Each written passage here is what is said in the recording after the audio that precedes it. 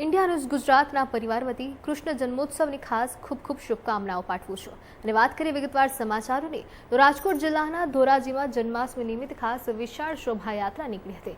ધોરાજીમાં વિશ્વ હિન્દુ પરિષદ દ્વારા ભવ્ય શોભાયાત્રા કાઢવામાં આવી હતી। ધોરાજીમાં ઋષિ મુનિઓ અને ધર્મપ્રેમીઓની હાજરીમાં શોભાયાત્રા નીકળી હતી।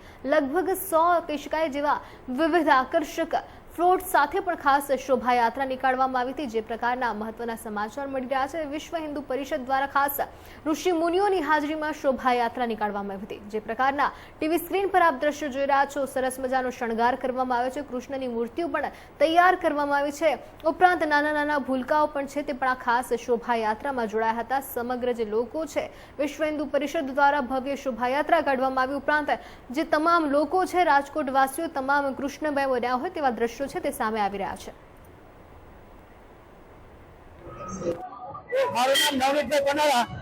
આજે જન્માષ્ટમી નિમિત્તે ધોરાજી બીએપી સ્વામિનારાયણ મંદિર તરફથી જે આપણે જન્માષ્ટમીની શોભાયાત્રા નીકળી છે, એમાં મારા મંદિરનો પણ પ્લોટ છે અને આજે ખૂબ જ ધામધૂમથી જન્માષ્ટમીનો ઉત્સવ છે એ ઉજવાઈ રહ્યો છે।